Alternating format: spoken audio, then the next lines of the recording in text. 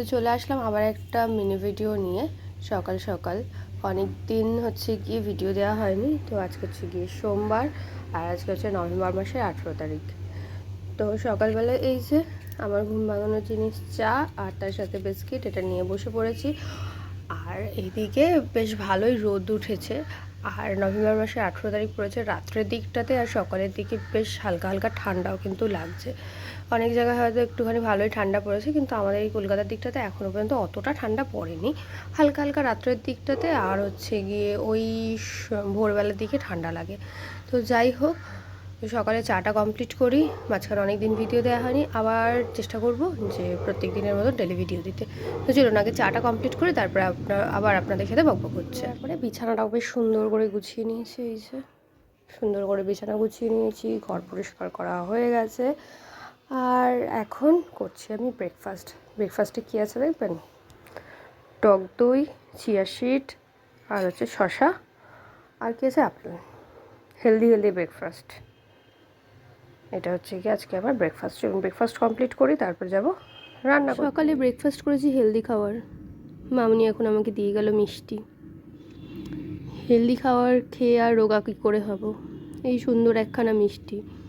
এগুলো দেখলে কি আর, যদিও আমি অতটা মিষ্টি খেতে পছন্দ করি, কিন্তু সুন্দর দেখতে হলে টপ করে খেয়ে নিই। তো যাই হোক, মিষ্টিটা খাই আর এদিকে রান্নাও করছি। চলুন দেখাই রান্নাটা আজকে কী করেছি। আজকের দুপুরবেলা খাবারে ছিল পাতলা করে মুসুর ডাল, পেঁয়াজ আর ধনেপাতা দিয়ে। এই ডালটা খেতে আমাদের বাড়ির সবাই খুব ভালোবাসে। তো আর ছিল, বাবা বলেছিল আজকে একটু উচ্ছে আর আলু সিদ্ধ খাবে, সেটাও করা হয়েছে। তার সাথে এখানে রয়েছে 3 পিস মাছ ভাজা। মাছটা মানে আগের দিনকে মামনি একটু ভেজে রেখে দিয়েছিল, আমি আজকে একটুখানি ভালো করে একটুখানি ভেজে নিলাম।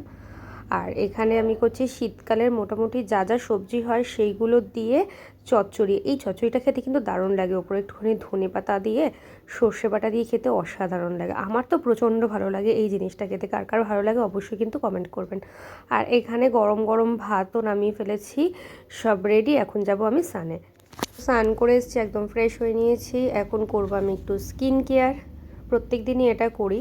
আর এখন আমি তো এই গুড ভাইবসের এই সিরামটার একদম পুরো প্রেমে পড়ে গেছি। আমার স্কিনে প্রচণ্ড ডার্ক সার্কেলও পড়ে গেছিলো, সেগুলো বেশ অনেকটা রিমুভ হয়েছে। তারপর দুপুরবেলা খাওয়া দাওয়া কমপ্লিট করে দিয়েছিলাম, একটা দারুণ ঘুম, চোখ মুখ তো পুরো ফুলে গেছে। ঘুম থেকে উঠলাম, ঘুম থেকে উঠে বেশ কিছু জামা কাপড় ছিল যেইগুলোকে আমাকে এখন গোছাতে হবে।